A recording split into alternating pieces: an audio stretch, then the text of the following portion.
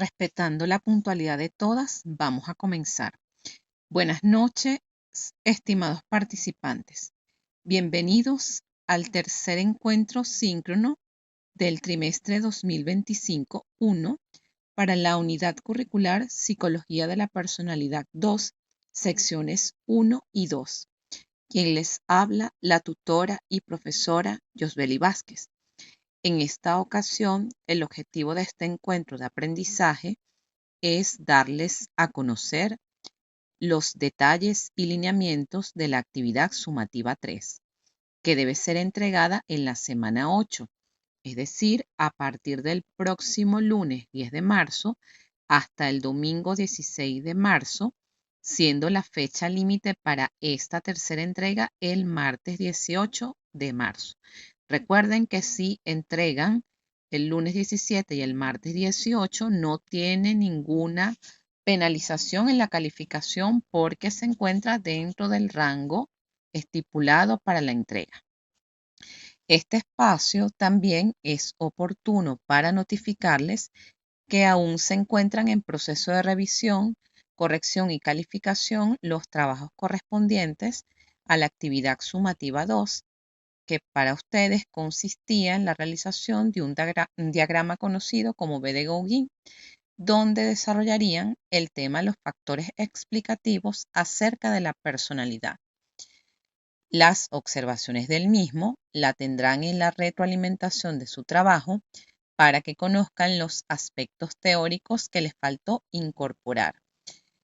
El factor común en los trabajos que he revisado es que a muchos en el dominio metodológico tuvieron confusión. En el dominio metodológico se describe la manera en que se evalúan o que se evaluaban las distintos tipos de personalidad. Es decir, la personalidad disociativa, el trastorno de identidad disociativa, los patrones de tipos de personalidad, etc. Ahora, continuando con el objetivo de este encuentro, les hago saber que para esta tercera actividad evaluativa se seleccionó como estrategia de aprendizaje un informe interpretativo basado en el contenido de la unidad 3, que tiene como propósito analizar los factores psicosociales que intervienen en la formación de los trastornos de la personalidad para el diseño de estrategias en salud mental. Este informe interpretativo lleva introducción, el desarrollo, que es el contenido que les voy a explicar, y las conclusiones.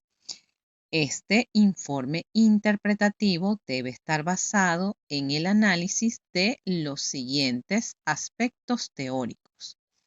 El primero, identidad y relaciones interpersonales en los trastornos de personalidad. Factores psicológicos en los trastornos de personalidad, factores sociales en los trastornos de personalidad, características de una personalidad sana y patológica, la definición de bienestar psicológico, el modelo de bienestar psicológico de Carol Riff, la evaluación del bienestar psicológico, características de una personalidad madura y la importancia de conocer los factores psicosociales que intervienen en la formación de los trastornos de la personalidad. En lo que se refiere al contenido referido a la identidad y las relaciones interpersonales, esto lo van a describir desde cada uno de los enfoques teóricos. Recuerden que lo interesante del informe interpretativo es que pueden extenderse en este contenido, que al igual que las unidades anteriores es bastante extenso. Uno de los criterios del informe interpretativo es el de los diagramas e ilustraciones. En este sentido, para dar respuesta a todos los tópicos teóricos, más que utilizar imágenes por utilizar, pueden apoyarse realizando bien sea cuadros sinópticos o cuadros resumen para dar respuesta a todos estos elementos teóricos que les acabo de mencionar. Ahora, volviendo al punto de la identidad y las relaciones interpersonales, es interesante que lo enfoquen desde los distintos enfoques teóricos. Si estamos hablando desde la perspectiva psicodinámica, estaríamos hablando de que la identidad se forma a través de la interacción entre el yo, el ello y el superyo. Las relaciones interpersonales tempranas en la primera infancia influyen en la formación de la personalidad. Cuando se habla de las relaciones interpersonales desde el enfoque psicodinámico, esto está referido casi siempre a los vínculos primarios o las relaciones de apego que realiza el niño con su figura significativa, que no necesariamente es la mamá, pero en la mayoría de los casos es lo esperado, y en las otras figuras significativas emocionales que se vinculen con el niño. Desde esta perspectiva, en la identidad, los conflictos no resueltos y las experiencias traumáticas pueden llevar a distorsiones de la identidad y relaciones interpersonales. Es importante también hablar de cómo los mecanismos de defensa se utilizan para evitar el dolor emocional. Por ejemplo, un individuo con un trastorno de personalidad borderline puede haber experimentado abuso emocional en la infancia, lo que llevó a una identidad fragmentada y dificultades en las relaciones interpersonales. Desde la perspectiva cognitivo-conductual, se considera que la identidad se forma a través de patrones de pensamiento y comportamiento aprendidos del contexto donde se desenvuelve. Las relaciones interpersonales se ven influenciadas por esquemas cognitivos y habilidades sociales. Los pensamientos y los comportamientos disfuncionales pueden perpetuar patrones negativos. En este sentido, el aprendizaje social y el modelado de comportamiento inciden en lo que es esa formación de la identidad y las relaciones interpersonales. Por ejemplo, una persona que desarrolla un trastorno de personalidad antisocial puede haber aprendido patrones de comportamiento agresivo a través de la observación y reforzamiento en su entorno. Desde la perspectiva humanista, se considera que la identidad se forma a través de la búsqueda de significado y propósito. Según este enfoque, las relaciones interpersonales se centran en la empatía, la autenticidad y la conexión. La incongruencia entre la imagen ideal y la imagen real puede llevar a conflictos internos. Recuerden que las bases de este enfoque son los conceptos de autorrealización y de crecimiento personal. Un individuo, por ejemplo, con un trastorno de personalidad narcisista, puede estar buscando constantemente la validación externa para compensar su sentimiento interno de inadecuación. Con esto que les acabo de escribir, quiero decirles que cada enfoque teórico ofrece una perspectiva única sobre la identidad y sobre las relaciones interpersonales que contribuyen a la formación de los trastornos de la personalidad. También sería interesante, y que es lo ideal, que puedan profundizar qué pasa en la identidad de cada uno de los 10 trastornos de personalidad y qué pasa en las relaciones interpersonales. Porque hablamos de la identidad de las relaciones interpersonales porque son dos áreas que se encuentran mayormente afectadas cuando hay trastorno. Ahora, ¿cómo se afecta la identidad en cada uno de los trastornos de personalidad según los distintos enfoques teóricos psicológicos? En lo que es el trastorno de la personalidad paranoide, que está dentro del grupo A, conocido como los raros excéntricos, según el enfoque psicodinámico. Como ya se mencionó, la identidad está fragmentada y distorsionada debido a experiencias traumáticas y conflictos no resueltos. Desde el enfoque cognitivo-conductual hay patrones de pensamiento paranoides y comportamientos defensivos. Desde la perspectiva humanista hay una búsqueda de control y poder para poder compensar sentimientos de inseguridad. En el trastorno de personalidad esquizoide, desde la perspectiva psicodinámica, la identidad está aislada y desconectada debido a dificultades en la formación de relaciones objetales. Relaciones objetales, recordemos que son las relaciones con las figuras significativas. Desde el enfoque cognitivo-conductual, en el trastorno de personalidad esquizoide, hay dificultades en la interpretación de señales sociales y patrones de comportamiento o de apego evitativo. Desde el enfoque humanista, hay dificultades en la búsqueda de significado y propósito debido a la desconexión emocional. En lo que se refiere al trastorno de personalidad esquizotípico, desde el enfoque psicodinámico, la identidad aquí también está fragmentada y distorsionada debido también a experiencias traumáticas y conflictos no resueltos. Desde lo cognitivo-conductual, hay patrones de pensamiento y comportamiento extraños y desorganizados. Recuerden que la particularidad del esquizotípico está alojado en la extrañeza de su pensamiento y en esa capacidad en el trastorno de inventar lenguaje o vocabularios raros.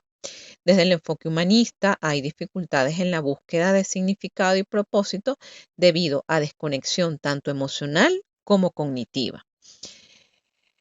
En lo que se refiere a los trastornos que están inmersos en el grupo B, que son los dramáticos e impulsivos, en el trastorno de personalidad antisocial, de acuerdo al enfoque psicodinámico, la identidad es agresiva y manipuladora debido a experiencias violentas, conflictos no resueltos. Desde el enfoque cognitivo-conductual hay aprendizaje de patrones de comportamiento agresivo y falta de empatía. Desde la perspectiva humanista hay falta de conciencia moral y búsqueda de poder y control. Recuerden que en el caso del trastorno de personalidad antisocial hay déficit precisamente en esa falta o ausencia de moralidad. Con respecto al trastorno de personalidad límite o borderline, como se conoce en la literatura antigua, de acuerdo al enfoque psicodinámico, la identidad está severamente comprometida, igualmente está fragmentada y distorsionada debido a experiencias traumáticas. En este caso, la literatura habla, bien sea de que vienen de hogares donde hubo abuso sexual en esa primera infancia y de conflictos familiares no resueltos. Desde el enfoque cognitivo-conductual, hay patrones de pensamiento y comportamiento impulsivos y emocionalmente intensos. Recuerden que la característica principal de este trastorno es la estabilidad de la inestabilidad. Desde la perspectiva humanista, hay una búsqueda de validación y conexión emocional para compensar los sentimientos de vacío emocional. En lo que se refiere al trastorno de personalidad histriónica, de acuerdo al enfoque psicodinámico, esta identidad es dramática y está muy necesitada de atención debido también a experiencias traumáticas, conflictos no resueltos, generalmente con la pareja parental o la figura de los padres. Desde el enfoque cognitivo-conductual hay patrones de pensamiento y comportamiento dramáticos y exigentes. Desde la perspectiva humanista se dice que hay búsqueda de atención y validación para compensar sentimientos de inadecuación. En lo que se refiere al trastorno de personalidad narcisista, de acuerdo al enfoque psicodinámico, la identidad en este trastorno está caracterizado por grandiosidad y necesidad de admiración. Desde lo cognitivo-conductual, sus patrones de pensamiento y comportamiento son grandiosos y explotadores. Desde el enfoque humanista hay una búsqueda de poder y control para compensar estos sentimientos de inadecuación. En lo que se refiere a los trastornos del grupo C, que son los ansiosos, el trastorno de personalidad evitativo, de acuerdo al enfoque psicodinámico, la identidad es insegura y evitativa. debido a también experiencias traumáticas, desde lo cognitivo-conductual, patrones de pensamiento y comportamiento evitativos y temerosos, desde el enfoque humanista, dificultades en la búsqueda de significado y propósito debido a la habituación de situaciones sociales. Casi siempre, por ejemplo, la caracterización de este grupo C es que esas experiencias tempranas están muy asociadas a situaciones de abandono. En el trastorno de abandono y de negligencia parental. En lo que se refiere al trastorno de personalidad dependiente, desde el punto de vista psicodinámico, la identidad también es insegura y hay fuerte necesidad de apoyo. Desde lo cognitivo-conductual, hay patrones de pensamiento y comportamiento dependientes y sumisos. Desde el humanismo, hay búsqueda de apoyo y protección para compensar esos sentimientos de inadecuación y baja autoestima. Con respecto a el último trastorno, que es el trastorno de la personalidad obsesivo-compulsivo, que no es el TOC. Recuérdense que el TOC como tal, trastorno obsesivo-compulsivo, corresponde a un trastorno de ansiedad, que no es lo mismo que el trastorno de personalidad obsesivo-compulsivo. Desde el enfoque psicodinámico, la identidad en este caso es perfeccionista y es controladora. Según el enfoque cognitivo-conductual, los patrones de pensamiento y comportamiento son perfeccionistas y ritualistas. Desde el humanismo hay búsqueda de control y perfección. Ahora, con respecto a cuáles son los factores psicológicos que inciden en la aparición y desarrollo de los trastornos de personalidad, estos van a variar también de acuerdo a los distintos enfoques teóricos. A continuación voy a mencionar, sin profundizar tanto, en algunos de los factores más relevantes. Desde el enfoque psicodinámico, se dice que hay conflictos inconscientes y que prevalece el mecanismo de la represión. Hay experiencias traumáticas en la infancia, como se pueden haber dado cuenta la mayoría de los trastornos, es una característica común. Las relaciones objetales están distorsionadas o en disturbio. Esto quiere decir que esas relaciones con las figuras significativas, que bien sea la figura materna o la figura paterna, hay dificultad en esa interacción y tiene que ver con los patrones de apego. Hay falta de resolución en las etapas del desarrollo psicológico y la presencia de mecanismos de defensa inmaduros. Desde el enfoque cognitivo-conductual, en los trastornos o lo que incide en la aparición de los trastornos de la personalidad, es la presencia de patrones de pensamiento distorsionados e irracionales, aprendizaje de comportamientos disfuncionales de su entorno, modelado y refuerzo de conductas problemáticas, falta de habilidades sociales y emocionales y exposición a estresores y situaciones críticas.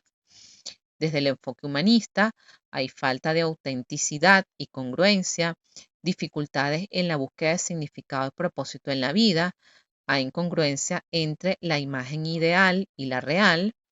Esto está relacionado con la autoestima y la identidad, la falta de empatía y conexión con otros y dificultades en la autorrealización. Si nosotros ahondamos el enfoque biopsicosocial, hay factores genéticos y neurobiológicos inmersos en cada uno de los trastornos. En algunos tiene que ver con los mecanismos de regulación de la serotonina, por ejemplo, en el caso del trastorno límite, que casi siempre tiene comorbilidad con los trastornos del estado de ánimo, la exposición a estresores ambientales, vivir en ambientes u hogares muy carenciados desde el punto de vista sociocultural, la interacción entre factores biológicos y psicológicos, la influencia de la cultura y la sociedad y el acceso a recursos y el apoyo social. Desde el enfoque evolutivo, se le da importancia a cómo es el desarrollo de las experiencias tempranas, cómo se da ese proceso en todas las etapas de desarrollo y cómo son las transiciones, sobre todo en las primeras etapas de la primera infancia o en ese primer año de vida, la influencia de la familia y la comunidad, el aprendizaje modelado de comportamiento y los mecanismos de adaptación y resiliencia. Desde el enfoque neuropsicológico se ha asociado cierto funcionamiento cerebral y la modificación de ciertas estructuras neuronales dan aparición a ciertos trastornos de personalidad. Los neurotransmisores y la regulación emocional, la presencia de lesiones cerebrales y trastornos neurológicos, la influencia del trastorno del uso de sustancias y fármacos, así como los factores genéticos y hereditarios. Ahora, con respecto a lo que son los factores sociales que inciden en la aparición y desarrollo de los trastornos de personalidad, también como en todo fenómeno psicológico, varían según su enfoque teórico. Si hablamos desde el enfoque psicodinámico, nos estaríamos refiriendo a la presencia de familias disfuncionales y conflictivas, relaciones objetales en conflicto, experiencias traumáticas en esa infancia, falta de apoyo emocional de las figuras parentales, modelado de comportamientos problemáticos. Desde el enfoque cognitivo-conductual, aprendizaje de comportamientos disfuncionales, modelado y refuerzo de conductas problemáticas, la falta de habilidades sociales, exposición a estresores. Aquí se repiten algunas cosas. Desde el enfoque humanista, esa falta de autenticidad, la falta de empatía y conexión con otro y la dificultad para la autorrealización. Ahora, algunos factores adicionales que pueden influir en la aparición y desarrollo de los trastornos de personalidad incluyen las condiciones de deprivación cultural, como lo es la pobreza y la desigualdad social, la discriminación, la marginación, el estar expuestos a constantes situaciones de violencia y abuso, los cambios sociales y culturales, el acceso a educación y recursos, las redes sociales y el apoyo comunitario. Ahora, con respecto al punto o al subtema de las características de una personalidad sana y patológica. Aquí también lo pueden hacer desde los diferentes enfoques. Recuerde que cuando hablamos de una personalidad sana, es todo lo que ustedes vieron en psicología de la personalidad 1, cómo es esa integración de la personalidad desde lo cognitivo, desde lo social, desde lo emocional, desde la autorregulación emocional, la conductual y cómo es ese proceso de identidad en condiciones normales. En una personalidad sana hay un equilibrio entre el yo, el ello y el superyo. El yo es esa capacidad o ese sentido de realidad y es el mediador entre el ello. Recuerden que el ello son todos aquellos impulsos y el super yo está relacionado con todos aquellos aspectos que tienen que ver con la internalización de las normas y valores, la internalización de lo que es bueno y lo que es malo. El yo se encarga de mediar ese juicio de la realidad y hacer un equilibrio entre esas pulsiones del ello y las características del super yo. Más profundo que esto, pero para que más o menos tengan una idea. En esa personalidad sana debe existir una capacidad o una adecuada capacidad para manejar conflictos y emociones, es decir, que tengan adecuada capacidad de adaptación para lograr resiliencia y para autorregularse desde lo emocional y desde lo conductual. Y el establecimiento de relaciones objetales saludables. Esto es que tengan relaciones positivas con sus figuras parentales en esa temprana infancia.